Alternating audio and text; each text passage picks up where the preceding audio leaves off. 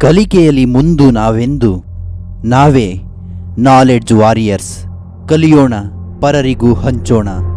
ಪದ್ಯ ಹಬ್ಬಲಿ ಅವರ ರಸಬಳ್ಳಿ. ಜಾನಪದ ತ್ರಿಪದಿಗಳಲ್ಲಿ ತಾಯಿ ಮತ್ತು ತವರು, ಬಡತನ, ಸಿರಿತನ ಮುಂತಾದ ವಿಚಾರಗಳ ಅಭಿವ್ಯಕ್ತಿ ಇದೆ. ಮಕ್ಕಳನ್ನು ಲಾಲಿಸುವ, ಪಾಲಿಸುವ ಸುಂದರವಾದ ವಾತ್ಸಲ್ಯ ಗೀತೆಗಳೂ ಇವೆ. ಶ್ರೀಮಂತಿಕೆ ಬಂದಾಗ ಬಂಗಾರದ ಬಳೆಯನ್ನು ಕೈಗೆ ತೊಟ್ಟು ಬಡತನದಲ್ಲಿರುವವರ ಅಸಹಾಯಕತೆಯನ್ನು ನಿಂದಿಸಬಾರದು. ಬಡವರನ್ನು ಬಯ್ಯಬಾರದು. ಬಂಗಾರ ಯಾರಲ್ಲೂ ಸ್ಥಿರವಾಗಿರುವುದಿಲ್ಲ. ಅದು ಬಂದಷ್ಟೇ ವೇಗವಾಗಿ ನಮ್ಮಿಂದ ದೂರಾಗಬಹುದು. ಮಧ್ಯಾಹ್ನದ ಬಿಸಿಲು ಸ್ವಲ್ಪ ಹೊತ್ತು ಇರುತ್ತದೆ. ಬಿಸಿಲು ಇಳಿದು ನೆರಳು ಬರುವಂತೆ ಶ್ರೀಮಂತಿಕೆ ಇದೆ ಎಂದು ಬೀಗಿ ಬಡವರನ್ನು ಬೈಯುವುದು ಸರಿಯಲ್ಲ. ಶ್ರೀಮಂತಿಕೆ ಅಶಾಶ್ವತ ಎಂದು ತಿಳಿದಿದ್ದರೂ ಬೀಗುವುದೇಕೆ ಎಂದು ಜನಪದರು ಪ್ರಶ್ನಿಸಿದ್ದಾರೆ. ಬಡತನವಿದೆ ಎಂದು ಮನೆಯಲ್ಲಿರುವ ಮಕ್ಕಳನ್ನು ಹಿಡಿದು ಬಡಿಯಬಾರದು.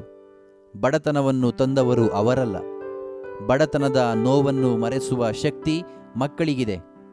ನಾವು ದುಃಖ ಚಿಂತೆಯಲ್ಲಿರುವಾಗ ಆಡುತ್ತಾ ಮಕ್ಕಳು ಬಂದು ತೊಡೆಯ ಮೇಲೆ ಕುಳಿತು ಬಾಲಲೀಲೆಗಳನ್ನು ಪ್ರದರ್ಶಿಸಿದರೆ ಸಾಕು, ನಮ್ಮ ಬಡತನದ ಚಿಂತೆ, ದುಃಖ, ಕಷ್ಟ, ನೋವುಗಳೆಲ್ಲ ಓಡಿ ಹೋಗುತ್ತವೆ. ಇಂತಹ ಶಕ್ತಿಯಿರುವ ಬಾಲರನ್ನು ಬಡತನವೆಂದು ಬಡಿಯುವುದು ತರವಲ್ಲ ಎಂದು ತ್ರಿಪದಿಗಳು ನೀತಿಬೋಧೆ ಮಾಡುತ್ತವೆ.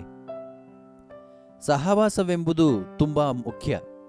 ನಾವು ಯಾರೊಂದಿಗೆ ಸ್ನೇಹ ಬೆಳೆಸುತ್ತೇವೆ ಎನ್ನುವುದರ ಮೇಲೆ ನಮ್ಮ ವ್ಯಕ್ತಿತ್ವದ ಬೆಳವಣಿಗೆ ಅವಲಂಬಿಸಿರುತ್ತದೆ. ಆದ್ದರಿಂದ ಜನಪದರು ಉತ್ತಮರ ಗೆಳೆತನ ಮಾಡಿದರೆ ನಮ್ಮ ವ್ಯಕ್ತಿತ್ವಕ್ಕೆ ಅಪ್ಪಟ ಬಂಗಾರದ ಬೆಲೆ ಲಭಿಸುತ್ತದೆ. ಅದನ್ನು ಬಿಟ್ಟು ಬುದ್ಧಿಹೀನರೊಂದಿಗೆ ಗೆಳೆತನ ಮಾಡಿದರೆ ನಾವು ಹಿತ್ತಾಳೆಗಿಂತಲೂ ಬಲು ಹೀನರಾಗುತ್ತೇವೆ, ಕಳೆಗುಂದುತ್ತೇವೆ ಎಂದಿದ್ದಾರೆ. ಅಂದರೆ ಸಜ್ಜನರ ಸಹವಾಸ ಹೆಜ್ಜೇನ ಸವಿದಂತೆ, ದುರ್ಜನರ ಒಡನಾಟ ಬಚ್ಚಲಿನ ರೊಚ್ಚಿನಂತಿಹುದು ಸರ್ವಜ್ಞ. ಸಮಾಜದಲ್ಲಿ ಹೇಗೆ ಹೊಂದಾಣಿಕೆಯಿಂದ ಬದುಕಬೇಕು ಎಂಬುದನ್ನು ತ್ರಿಪದಿಗಳು ವ್ಯಕ್ತಪಡಿಸುತ್ತವೆ. ವ್ಯಕ್ತಿ ಬದುಕಿರುವಾಗ ಅಕ್ಕಪಕ್ಕದ ಜನರೊಂದಿಗೆ, ಮಕ್ಕಳು ಮರಿಗಳೊಂದಿಗೆ ಚೆನ್ನಾಗಿ ಹೊಂದಿಕೊಂಡು ಬಾಳಬೇಕು. ಆಗ ಅಂತಹ ಮನುಷ್ಯ ಸತ್ತಾಗ ಜನ ಸ್ಮರಿಸುತ್ತಾರೆ. ದೇವರ ದಯೆಯಿಂದ ನಾವು ಸತ್ತ ಮೇಲೂ ಜನರ ಬಾಯಲ್ಲಿ ಜೀವಿಸುವುದೇ ಸಾರ್ಥಕವಾದ ಜೀವನ ಎಂಬ ಆಶಯವನ್ನು ತ್ರಿಪದಿಗಳು ತಿಳಿಸುತ್ತವೆ.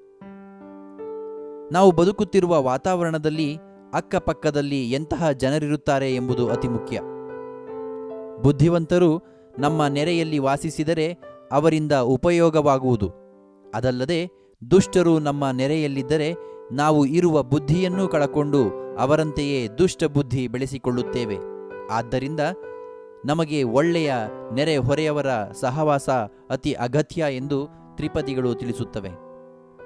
ಕಷ್ಟದಿಂದ ಪಾರು ಮಾಡಬೇಕೆಂದು ಸೃಷ್ಟಿಗೆ ಒಡೆಯನಾದ ದೇವರಲ್ಲಿ ಜನಪದರು ಮೊರೆಯಿಡುವ ಚಿತ್ರಣವು ಈ ಪದ್ಯದಲ್ಲಿ ಕಂಡುಬರುತ್ತದೆ. ಹುಟ್ಟುವ ಮೊದಲು ಈ ದೇಹ ಇರಲಿಲ್ಲ, ಹುಟ್ಟಿದ ಮೇಲಷ್ಟೇ ಈ ದೇಹ ದೊರೆತಿದೆ. ಅದೇ ರೀತಿ ಸತ್ತಾಗಲೂ ಈ ದೇಹವನ್ನು ಭೂಮಿಯ ಮೇಲೆ ಬಿಟ್ಟು ಹೋಗುತ್ತೇವೆಯೇ ಹೊರತು ಹೊತ್ತುಕೊಂಡು ಹೋಗುವುದಿಲ್ಲ. ಆದರೆ ಹುಟ್ಟಿದಾಗಿನಿಂದ ಸಾಯುವವರೆಗಿನ ಅವಧಿಯಲ್ಲಿ ಜೀವನ ನಡೆಸಲೇಬೇಕಿರುವುದರಿಂದ ಆ ಬದುಕಿನಲ್ಲಿ ಕಷ್ಟಗಳು ಬಂದಾಗ ಬಿಡಿಸಿ ಸಲಹಬೇಕೆಂದು ದೇವರಲ್ಲಿ ಪ್ರಾರ್ಥಿಸುತ್ತಾರೆ. ಜನಪದರು ಹುಟ್ಟುವಾಗ ಏನನ್ನು ತಂದೆ, ಭೂಮಿಗೆ ಬಂದ ಜೀವ ಈ ಭೂಮಿಯಲ್ಲಿ ಗಳಿಸಿದೆಲ್ಲವನ್ನು ಸತ್ತಾಗ ಬಿಟ್ಟು ಹೋಗಬೇಕು ಎಂಬ ಸತ್ಯವನ್ನು ಜನರಿಗೆ ತಿಳಿಸುತ್ತಿದ್ದಾರೆ. ತಾಯಿಯ ಮನೆ ಮತ್ತು ತವರನ್ನು ನೆನೆದು ಹೆಣ್ಣೊಬ್ಬಳು ಹಾಡಿರುವಂತಹ ತ್ರಿಪದಿ ಇಲ್ಲಿ ಕಂಡುಬರುತ್ತದೆ. ಬೇಸಗೆಯ ದಿನಗಳಲ್ಲಿ ಉಷ್ಣತೆ ಹೆಚ್ಚಿರುವುದರಿಂದ ಬೇವಿನ ಮರಗಳಿಂದ ಉಂಟಾದ ತಂಪಾದ ಹವೆ ಹಿತಕರವಾಗಿರುತ್ತದೆ. ಅದೇ ರೀತಿ ಭೀಮರತಿ ಎಂಬ ಹೊಳೆಯ ನೀರು ತಣ್ಣಗಿರುತ್ತದೆ. ಅಂತೆಯೇ ತವರಿನಲ್ಲಿರುವ ತಾಯಿಯ ನೆನಪು ಮಗಳಿಗೆ ತಂಪಾಗಿ ಕಂಡುಬರುತ್ತದೆ ಎಂಬುದನ್ನು ಈ ಪದ್ಯಭಾಗಗಳಲ್ಲಿ ತಿಳಿಸಿದ್ದಾರೆ.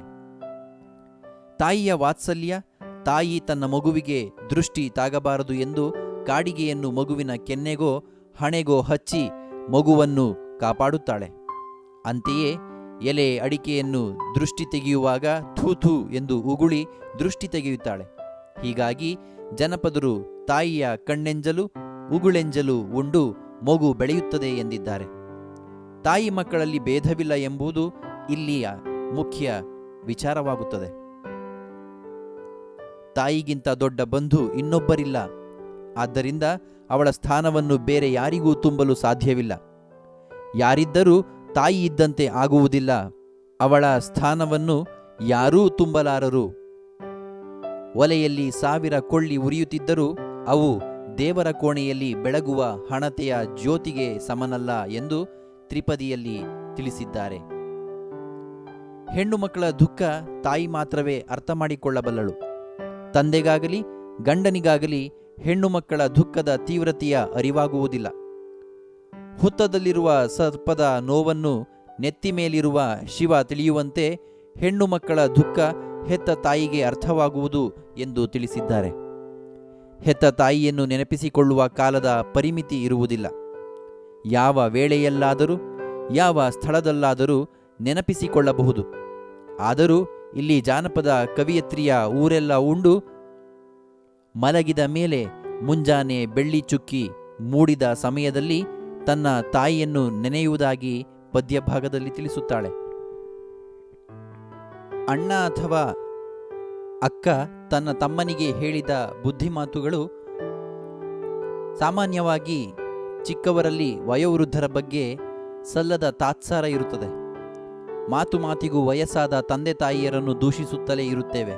ಆದ್ದರಿಂದ ತಮ್ಮನಿಗೆ ಬುದ್ಧಿ ಹೇಳುತ್ತಾ ಬುದ್ಧಿ ಇಲ್ಲದವರಂತೆ ತಾಯಿಯನ್ನು ಬೈಯದಿರು, ಆಕೆ ಹಿರಿಯಳು, ಚಿಕ್ಕವನಾದ ನೀನು ಬೈದರೆ ಅವಳು ಮನದೊಳಗೆ ದುಃಖಿಸುತ್ತಾ ಕೊರಗಬಹುದು ಎಂದು ಹೇಳ್ತಾರೆ. ತಾಯಿ ಇದ್ರೆ ತವರಲ್ಲಿ ಪ್ರೀತಿ, ವಿಶ್ವಾಸ, ಆದರ, ಗೌರವ ಇತ್ಯಾದಿ ಸಹಜ. ತಾಯಿ ಇಲ್ಲದ ತವರನ್ನ ನೆನೆವ ಮನಕ್ಕೆ ಬುದ್ಧಿವಾದ ಹೇಳುತ್ತಿರುವಂತಹ ಹೆಣ್ಣೊಬ್ಬಳು ತಾಯಿ ಇಲ್ಲದ ತವರಿಗೆ ಹೋಗಬೇಡ. ನೀರಿಲ್ಲದ ಕೆರೆಗೆ ನೀರನ್ನು ಅರಸುತ್ತಾ ಬಂದ ಬಾಯಾರಿದ ಕರು ಬೇಸರದಿಂದ ಹಿಂದಿರುಗಿ ಹೋಗುವಂತೆ ನಿನಗೆ ಕೂಡ ನಿರಾಸೆ, ದುಃಖ ಉಂಟಾಗುತ್ತದೆ ಎನ್ನುತ್ತಾಳೆ. ತಂದೆ ತಾಯಿಗಳು ಮಾರುಕಟ್ಟೆಯಲ್ಲಿ ಸಿಗುವಂತಹ ವಸ್ತುಗಳಲ್ಲ. ನಾವು ತೊಟ್ಟುಕೊಳ್ಳುವ ಉಂಗುರ ಮುರಿದು ಹೋದರೆ, ಸೊಂಟದ ಉಡುದಾರ ಕಿತ್ತು ಹೋದರೆ ಸರಿ ಮಾಡಿಕೊಂಡು ಮತ್ತೆ ಧರಿಸಬಹುದು. ಆದರೆ ತಂದೆ ತಾಯಿಗಳನ್ನು ಕಳೆದುಕೊಂಡರೆ ತಿರುಗಿ ಪಡೆದುಕೊಳ್ಳಲು ಸಾಧ್ಯವಿಲ್ಲ. ಆದ್ರಿಂದ ಅವರಿರುವಾಗ ಪ್ರೀತಿಯಿಂದ ಅವರ ಆರೈಕೆ ಮಾಡಬೇಕು ಎನ್ನುವಂತಹ ಬುದ್ಧಿವಾದ ಇಲ್ಲಿ ನಾವು ಕಾಣಬಹುದಾಗಿದೆ. ಅತ್ಯಂತ ಜನಪ್ರಿಯವಾದ ಈ ತ್ರಿಪದಿಯು ಒಳ್ಳೆಯದನ್ನು ಬಯಸುವ ಹೆಣ್ಣು ಮಗಳೊಬ್ಬಳ ಹೃದಯ ವೈಶಾಲ್ಯತೆಯನ್ನು ತೋರಿಸುತ್ತದೆ. ತಾನು ಹಾಲು ಕುಡಿದು ಬೆಳೆದಂತಹ ತವರಿಗೆ ಏನೆಂದು ಹರಸಲಿ ಎಂದು ತನ್ನನ್ನೇ ತಾನು ಪ್ರಶ್ನಿಸಿಕೊಳ್ಳುವ ಬಾಲೆ, ಹೊಳೆಯ ದಂಡೆಯ ಮೇಲೆ ಇರುವಂತಹ ಗರಕೆಯ ಹುಲ್ಲಿನಂತೆ ತನ್ನ ತವರಿನ ವಂಶವು ಬೆಳೆಯಲಿ ಎಂದು ಮನತುಂಬಿ ಹರಸುತ್ತಾಳೆ. ಇದು ಜನಪದರ ಸೊಗಡು. ಒಂದು ವಾಕ್ಯದಲ್ಲಿ ಉತ್ತರಿಸಿ. ಉತ್ತಮರ ಗೆಳೆತನ ಹೇಗೆ ಇರಬೇಕು? ಉತ್ತಮರ ಗೆಳೆತನ ಬಂಗಾರದ ಪುತ್ಥಳಿಯಂತೆ ಇರಬೇಕು. ಮಂದಿ ಮಕ್ಕಳೊಂದಿಗೆ ಹೇಗಿರಬೇಕು? ಮಂದಿ ಮಕ್ಕಳೊಂದಿಗೆ ಚಂದದಿಂದ ಹೊಂದಿಕೊಂಡಿರಬೇಕು. ಎಂತಹ ನೆರೆಯವರು ಇರಬೇಕು? ಬುದ್ಧಿವಂತರಾದ ನೆರೆಯವರು ಇರಬೇಕು. ಸುಟ್ಟು ಸುಣ್ಣವಾದುದು ಯಾವುದು? ಕಷ್ಟವನ್ನು ಅನುಭವಿಸಿದ ದೇಹವು ಸುಟ್ಟು ಸುಣ್ಣವಾಗಿದೆ. ಬ್ಯಾಸಗಿ ದಿವಸಕ್ಕೆ ಯಾವ ಮರತಂಪು? ಬ್ಯಾಸಗಿ ದಿವಸಕ್ಕೆ ಬೇವಿನ ಮರತಂಪು. ತಾಯಿಯನ್ನು ಯಾವುದಕ್ಕೆ ಹೋಲಿಸಲಾಗಿದೆ? ತಾಯಿಯನ್ನು ಜ್ಯೋತಿಗೆ ಹೋಲಿಸಲಾಗಿದೆ. ಹೆಣ್ಣು ಮಕ್ಕಳ ದುಃಖವನ್ನು ಬಲ್ಲವರು ಯಾರು? ಹೆಣ್ಣು ಮಕ್ಕಳ ದುಃಖವನ್ನು ಬಲ್ಲವರು ಹೆತ್ತ ತಾಯಿ. ತಾಯಿಯನ್ನು ಯಾವಾಗ ನೆನೆಯಬೇಕು? ಊರೆಲ್ಲ ಉಂಡು ಮಲಗುವಾಗ, ಬೆಳ್ಳಿ ಚಿಕ್ಕಿ ಮೂಡುವಾಗ ತಾಯಿಯನ್ನು ನೆನೆಯಬೇಕು. ಗರತಿಯು ಹಾಲುಂಡ ತವರಿಗೆ ಏನೆಂದು ಹರಸುತ್ತಾಳೆ? ತವರಿನ ರಸಬಳ್ಳಿ ಹೊಳೆದಂಡೆಯ ಕರಕಿಯ ಕುಡಿಯ ಹಾಗೆ ಹಬ್ಬಲಿ ಎಂದು ಗರತಿಯು ಹಾಲುಂಡ ತವರನ್ನು ಹರಸುತ್ತಾಳೆ. 2-3 ವಾಕ್ಯಗಳಲ್ಲಿ ಉತ್ತರಿಸಿರಿ. ಬಡತನ ಹೇಗೆ ಬಯಲಾಯಿತು? ಬಡತನ ಬಂದಾಗ ಮಕ್ಕಳನ್ನು ಹೊಡೆಯಬಾರದು. ಮಕ್ಕಳಲ್ಲಿ ಬಡತನವನ್ನು ಮರೆಸುವ ಶಕ್ತಿ ಇದೆ. ಬಡತನವನ್ನು ಮರೆಸುತ್ತಾರೆ. ಮಕ್ಕಳು ಆಡುತ್ತಾ ಬಂದು ತೊಡೆಯ ಮೇಲೆ ಕುಳಿತುಕೊಂಡರೆ ಬಡತನವೆಲ್ಲ ಬಯಲಾಗುತ್ತದೆ ಅಥವಾ ಕಡಿಮೆಯಾಗುತ್ತದೆ. ಇದ್ದಷ್ಟು ಬುದ್ಧಿಯನ್ನು ಹೇಗೆ ಕಳೆದುಕೊಳ್ಳುತ್ತಾರೆ? ನೆರೆಮನೆಯವರು ಬುದ್ಧಿವಂತರಾಗಿರಬೇಕು, ಒಳ್ಳೆಯವರಾಗಿರಬೇಕು. ಇದ್ದರೆ ಈ ರೀತಿಯ ಮನೆಯವರು ಇರಬೇಕು. ಅಜ್ಞಾನಿಗಳು, ಕುಲಗೇಡಿಗಳು ನೆರೆಮನೆಯವರಿದ್ದರೆ ಅವರ ಸಹವಾಸದಿಂದ ನಮ್ಮಲ್ಲಿರುವ ಒಳ್ಳೆಯ ಗುಣಗಳನ್ನು ಕಳೆದುಕೊಳ್ಳಬೇಕಾಗುತ್ತದೆ. ಬುದ್ಧಿಹೀನರಾಗಿ ಬದುಕಬೇಕಾಗುತ್ತದೆ. ಹೀಗೆ ಇದ್ದಷ್ಟು ಬುದ್ಧಿಯನ್ನು ಕಳೆದುಕೊಳ್ಳುತ್ತಾರೆ. ಹಿತ್ತಾಳೆಗಿಂತ ಬಲುಹೀನ ಯಾವುದು? ಉತ್ತಮರ ಗೆಳೆತನ ಪುತ್ಥಳಿ ಬಂಗಾರದಂತೆ. ಒಳ್ಳೆಯವರ ಗೆಳೆತನ ಅಮೂಲ್ಯವಾದುದು. ಹೀನರ ಗೆಳೆತನ ಮಾಡಿದರೆ ಹಿತ್ತಾಳೆಗಿಂತಲೂ ಬಲುಹೀನವಾಗಿರುತ್ತದೆ. ಕೆಟ್ಟವರ ಗೆಳೆತನಕ್ಕೆ ಯಾವ ಬೆಲೆಯೂ ಇರುವುದಿಲ್ಲ. ಆದ್ದರಿಂದ ಒಳ್ಳೆಯವರ ಸಹವಾಸ ಮಾಡಿ ಬಂಗಾರದಂತೆ ಇರಬೇಕು. ಹಡೆದವನನ್ನು ಯಾವಾಗ ನೆನೆಯಬೇಕು? ಹಡೆದವನನ್ನು ಯಾವ ವೇಳೆಯಲ್ಲಾದರೂ, ಯಾವ ಹೊತ್ತಿನಲ್ಲಾದರೂ ನೆನೆಯಬಹುದು. ಎಷ್ಟು ಹೊತ್ತಿನಲ್ಲಾದರೂ ನೆನೆಯಬಹುದು. ಊರೆಲ್ಲ ಉಂಡು ಮಲಗಿದಾಗ, ರಾತ್ರಿಯಲ್ಲಿ ಬೆಳ್ಳಿ ಚಿಕ್ಕಿ ಮೂಡಿದಾಗ ತಾಯಿಯನ್ನು ನೆನೆಯಬೇಕು. ಹಡೆದ ತಂದೆ ತಾಯಿಯರ ಮಹತ್ವ ತಿಳಿಸಿರಿ. ಉಂಗುರ ಕಳೆದು ಹೋದರೆ ಮಾಡಿಸಬಹುದು. ಸೊಂಟಕ್ಕೆ ಹಾಕುವ ದಾರ ಮುರಿದರೆ ಮಾಡಿಸಬಹುದು. ಹೆಂಡತಿ ಸತ್ತು ಹೋದರೆ ಮತ್ತೊಂದು ಹೆಂಡತಿಯನ್ನು ತರಲು ಸಾಧ್ಯವಿದೆ. ಆದರೆ ನಮ್ಮನ್ನು ಹಡೆದಂತಹ, ಸಾಕಿ ಸಲಹಿದಂತಹ ತಂದೆ ತಾಯಿ ಎಲ್ಲಿಯೂ ಸಿಗಲು ಸಾಧ್ಯವಿಲ್ಲ.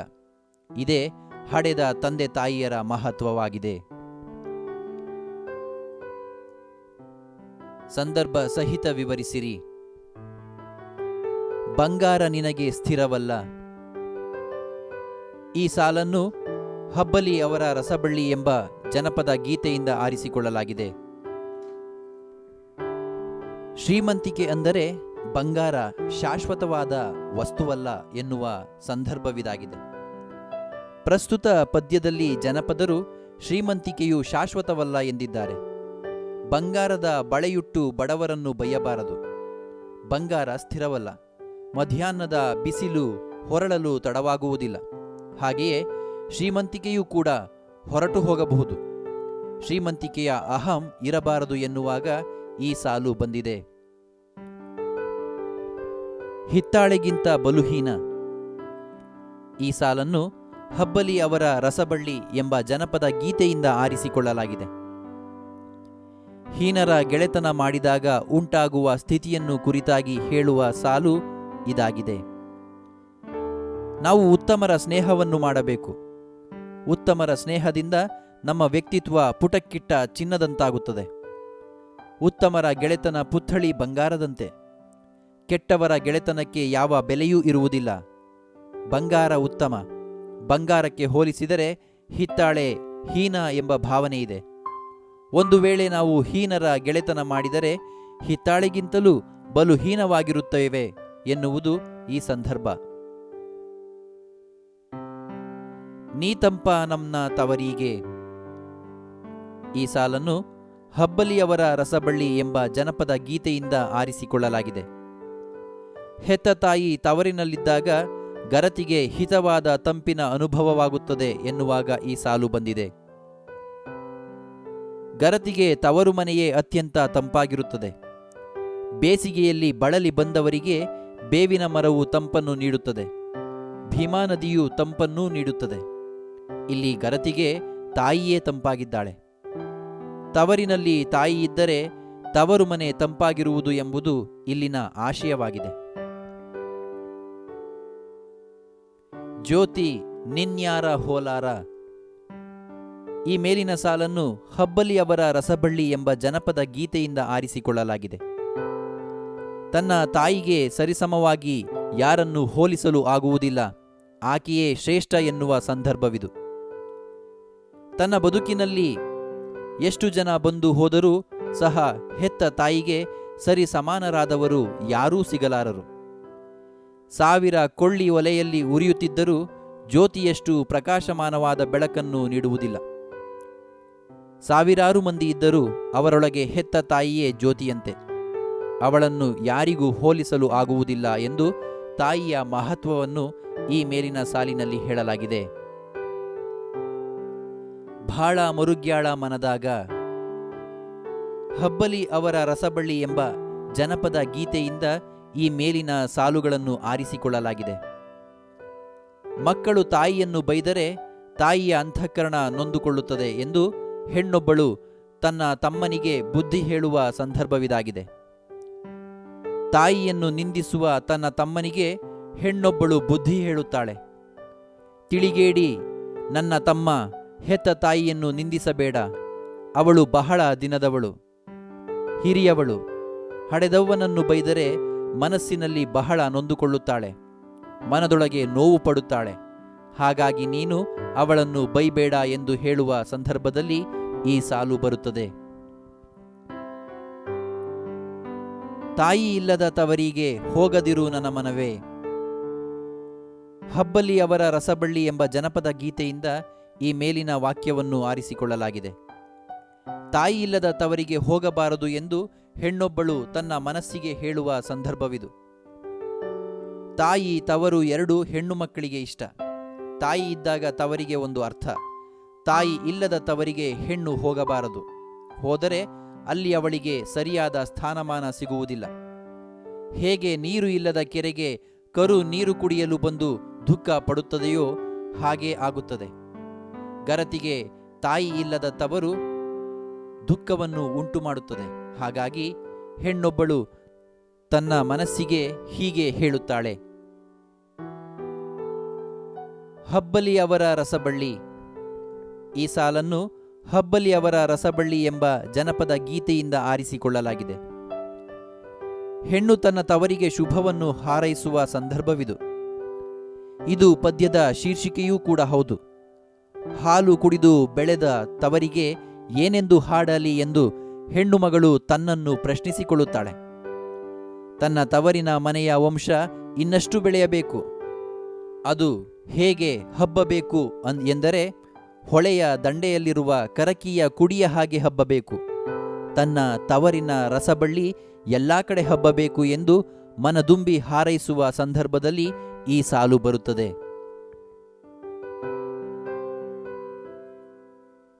5-6 ವಾಕ್ಯಗಳಲ್ಲಿ ಉತ್ತರಿಸಿರಿ. ಬಂಗಾರ ನಿನಗೆ ಸ್ಥಿರವಲ್ಲ ಎಂಬ ಮಾತಿನ ಸ್ವಾರಸ್ಯವನ್ನು ವಿವರಿಸಿರಿ. ಬಡತನ ಸಿರಿತನ ಯಾವುದು ಶಾಶ್ವತವಲ್ಲ ಎಂದು ಜನಪದರು ತಿಳಿಸಿದ್ದಾರೆ. ಮನುಷ್ಯ ಬಂಗಾರವನ್ನು ಮೈಮೇಲೆ ಹೇರಿಕೊಂಡು ಬಡವರನ್ನು ಅವರ ಅಸಹಾಯಕತೆಯನ್ನು ಅಣಿಕಿಸಿ ಬೀಗುತ್ತಾನೆ. ಆದ್ದರಿಂದಲೇ ಜನಪದರು ಬಂಗಾರ ನಿನಗೆ ಸ್ಥಿರವಲ್ಲ ಎಂದಿದ್ದಾರೆ. ಸಿರಿತನ, ಬಂಗಾರ ಇವೆಲ್ಲವೂ ದೊರೆತಷ್ಟೇ ವೇಗವಾಗಿ ನಮ್ಮಿಂದ ದೂರವಾಗುತ್ತದೆ. ಬಡತನ ಬರಲೂಬಹುದು. ಬಂಗಾರದ ಬಳೆಯುಟ್ಟು ಬಡವರನ್ನು ಬಯ್ಯಬಾರದು. ಶ್ರೀಮಂತಿಕೆಯ ಮದ ಇರಬಾರದು. ಶ್ರೀಮಂತಿಕೆಯು ಶಾಶ್ವತವಲ್ಲ ಎಂದಿದ್ದಾರೆ. ಮಧ್ಯಾಹ್ನದ ಬಿಸಿಲು ಹೊರಳಲು ತಡವಾಗುವುದಿಲ್ಲ. ಮಧ್ಯಾಹ್ನದ ಬಿಸಿಲು ಹೊರಳಿದ ಹಾಗೆಯೇ ಶ್ರೀಮಂತಿಕೆಯೂ ಕೂಡ ಹೊರಟು ಹೋಗಬಹುದು. ಶ್ರೀಮಂತಿಕೆಯ ಅಹಂ ಇರಬಾರದು ಎಂದು ಇಲ್ಲಿ ತಿಳಿಸುತ್ತಾರೆ. ಸಿರಿತನ ಬಂದಾಗ ಬೀಗದೆ, ಜಂಭದಿಂದ ವರ್ತಿಸದೆ, ಎಲ್ಲರೊಂದಿಗೆ ಪ್ರೀತಿ ಸಾಮರಸ್ಯದಿಂದ ಬಾಳುವುದು ಮುಖ್ಯ ಎಂಬುದನ್ನು ಬಂಗಾರ ನಿನಗೆ ಸ್ಥಿರವಲ್ಲ ಎಂಬ ಮಾತಿನ ಮೂಲಕ ಹೇಳಿದ್ದಾರೆ. ಜನಪದರು ಹೇಳುವಂತೆ ನಮ್ಮ ನೆರೆಹೊರೆ ಹೇಗಿರಬೇಕು ವಿವರಿಸಿರಿ. ಜನಪದ ಗೀತ ಪ್ರಕಾರ ತುಂಬ ಜನಪ್ರಿಯವಾದುದು. ತ್ರಿಪದಿಯಲ್ಲಿ ನೆರೆಹೊರೆಯ ಸಂಬಂಧದ ಕುರಿತಾಗಿ ಹೇಳಲಾಗಿದೆ. ಮಾನವ ಸಮಾಜಜೀವಿ. ಸಮಾಜಜೀವಿಯಾದ ಮಾನವ ನೆರೆಹೊರೆಯವರೊಂದಿಗೆ ಸೇರಿ ಬದುಕಬೇಕಾಗುತ್ತದೆ. ನೆರೆಹೊರೆಯವರಿಂದ ಸಹಾಯ ತೆಗೆದುಕೊಂಡು ಒಬ್ಬರನ್ನೊಬ್ಬರು ಪ್ರೀತಿ ವಿಶ್ವಾಸದಿಂದ ಅನ್ಯೋನ್ಯತೆಯಿಂದ ಬದುಕಿದರೆ ಬಾಳು ಹಿತಕರವಾಗಿರುತ್ತದೆ. ನೆರೆಯವರು ಬುದ್ಧಿವಂತರಾಗಿರಬೇಕು, ಒಳ್ಳೆಯವರಾಗಿರಬೇಕು. ಇದ್ದರೆ ಈ ರೀತಿಯ ಮನೆಯವರು ಇರಬೇಕು. ಅಜ್ಞಾನಿಗಳು, ಕುಲಗೇಡಿಗಳು ನೆರೆಮನೆಯವರಿದ್ದರೆ ಅವರ ಸಹವಾಸದಿಂದ ನಮ್ಮಲ್ಲಿರುವ ಒಳ್ಳೆಯ ಗುಣಗಳನ್ನು ಕಳೆದುಕೊಳ್ಳಬೇಕಾಗುತ್ತದೆ, ಬುದ್ಧಿಹೀನರಾಗಿ ಬದುಕಬೇಕಾಗುತ್ತದೆ. ಆದ್ದರಿಂದ ನಾವು ವಾಸಿಸುವ ಪರಿಸರದಲ್ಲಿ ಬುದ್ಧಿವಂತರ ನೆರೆ ಇರುವುದು ಮುಖ್ಯವೆಂದು ಜನಪದರು ಹೇಳಿದ್ದಾರೆ. ಹೆಣ್ಣು ಮಕ್ಕಳ ದುಃಖವನ್ನು ಬಲ್ಲವರು ಯಾರು, ಹೇಗೆ? ಜನಪದ ಸಾಹಿತ್ಯದಲ್ಲಿ ತ್ರಿಪದಿಯು ಪದ್ಯ ಪ್ರಕಾರಕ್ಕೆ ಸಂಬಂಧಿಸಿದ್ದಾಗಿದೆ. ಜನಪದ ಗೀತ ಪ್ರಕಾರ ತುಂಬ ಜನಪ್ರಿಯವಾದುದು. ತ್ರಿಪದಿಗಳಲ್ಲಿ ತವರು ಮನೆಯ ತಣ್ಣನೆಯ ನೆನಪಿದೆ. ಇದರೊಳಗೆ ತಾಯಿಯ ರೂಪ, ಸ್ವರೂಪ ತೋರಿದ ಪ್ರೀತಿ ಇದೆ. ಹೆಣ್ಣು ಮಕ್ಕಳ ದುಃಖ ಅರ್ಥವಾಗುವುದು ಹೆತ್ತ ತಾಯಿಗೆ, ಏಕೆಂದರೆ ಆಕೆಯೂ ಒಬ್ಬ ಹೆಣ್ಣು. ತನ್ನ ಮಗಳು ಅನುಭವಿಸುವ ಕಷ್ಟ ನೋವುಗಳನ್ನು ಸ್ವ ಅನುಭವದಿಂದ ಅರಿಯಬಲ್ಲಳು ಮತ್ತು ಸಹಾನುಭೂತಿಯಿಂದ ಕಾಣುವ ಕಣ್ಣು ಅವಳಿದಾಗಿದೆ. ಹೆಣ್ಣಿನ ಬಗ್ಗೆ ಮನೆಯ ಬೇರೆ ಯಾರಿಗೂ ಅರ್ಥವಾಗದೇ ಇರುವುದು ತಾಯಿಗೆ ಅರ್ಥವಾಗುತ್ತದೆ. ಹಡೆದ ತಾಯಿ ಮಾತ್ರ ಮಗಳ ನೋವನ್ನು ತಿಳಿದುಕೊಳ್ಳಬಲ್ಲಳು. ಹುತ್ತದ ಮೇಲಿರುವ ಸರ್ಪದ ಬೇಗೆ ಅರ್ಥವಾಗುವುದು ಅದನ್ನು ಹೊತ್ತಿರುವ ಶಿವನಿಗೆ ಮಾತ್ರ. ಅದರಂತೆಯೇ ಹೆಣ್ಣನ್ನು ಹೆತ್ತ ತಾಯಿಗೆ ಮಾತ್ರ ಹೆಣ್ಣು ಮಕ್ಕಳ ದುಃಖದ ಅರಿವಾಗುತ್ತದೆ. ಹೆಣ್ಣು ಮಕ್ಕಳ ದುಃಖವನ್ನು, ಅಂತರಂಗವನ್ನು ಗ್ರಹಿಸುವ ಶಕ್ತಿ ತಾಯಿಗೆ ಮಾತ್ರ ಇರುತ್ತದೆ. ಗರತಿ ತವರಿಗೆ ಏನೆಂದು ಹರಸುತ್ತಾಳೆ? ಜನಪದ ಗೀತ ಪ್ರಕಾರ ತುಂಬ ಜನಪ್ರಿಯವಾದುದಾಗಿದೆ. ತ್ರಿಪದಿಗಳಲ್ಲಿ ತವರು ಮನೆಯ ತಣ್ಣನೆಯ ನೆನಪಿದೆ. ಇದರೊಳಗೆ ತಾಯಿಯ ರೂಪ, ಸ್ವರೂಪ ತೋರಿದ ಪ್ರೀತಿ ಇದೆ. ಜನಪದ ಲೋಕದ ಸುತ್ತೆಲ್ಲ ಇಂತಹ ಸಂಸ್ಕೃತಿ ಬಿತ್ತರಿಸುವ ಹಾಡು ಪಾಡಿನೊಂದಿಗೆ ತಾಯಿ ಮತ್ತು ತವರಿನ ಬಗೆಗೆ ಪ್ರೀತಿ ಇಲ್ಲಿ ಅಭಿವ್ಯಕ್ತಗೊಂಡಿದೆ. ಗರತಿಗೆ ತವರು ಮನೆ ಎಂದರೆ ಅತ್ಯಂತ ಪ್ರೀತಿ. ಆಕೆ ಗಂಡನ ಮನೆಯಲ್ಲಿದ್ದರೂ ಯಾವಾಗಲೂ ತವರು ಮನೆಯನ್ನು ಹರಸುತ್ತಾಳೆ, ಒಳ್ಳೆಯದನ್ನು ಬಯಸುತ್ತಾಳೆ. ಹಾಲುಂಡ ತವರಿಗೆ ಕೃತಜ್ಞತೆಯನ್ನು ಸಲ್ಲಿಸುತ್ತಾಳೆ. ಹಾಲು ಉಂಡು ಬೆಳೆದು ದೊಡ್ಡವಳಾದ ಗರತಿಯು ಹಾಲುಂಡ ತವರನ್ನು ಎಷ್ಟು ಹೊಗಳಿದರೂ ಸಾಲದು. ಹಾಲು ಕುಡಿದು ಬೆಳೆದ ತವರಿಗೆ ಏನೆಂದು ಹಾಡಲಿ ಎಂದು ಹೆಣ್ಣುಮಗಳು ತನ್ನನ್ನು ಪ್ರಶ್ನಿಸಿಕೊಳ್ಳುತ್ತಾಳೆ. ತನ್ನ ತವರಿನ ಮೇಲೆ ವಂಶ ಇನ್ನಷ್ಟು ಬೆಳೆಯಬೇಕು. ಅದು ಹೇಗೆ ಹಬ್ಬಬೇಕು ಎಂದರೆ ಹೊಳೆಯ ದಂಡೆಯಲ್ಲಿರುವ ಕರಕೀಯ ಕುಡಿಯ ಹಾಗೆ ಹಬ್ಬಬೇಕು. ತನ್ನ ತವರಿನ ರಸಬಳ್ಳಿ ಎಲ್ಲಾ ಕಡೆ ಹಬ್ಬಬೇಕು ಎಂದು ಮನ ತುಂಬಿ ಗರತಿ ಹಾರೈಸುತ್ತಾಳೆ.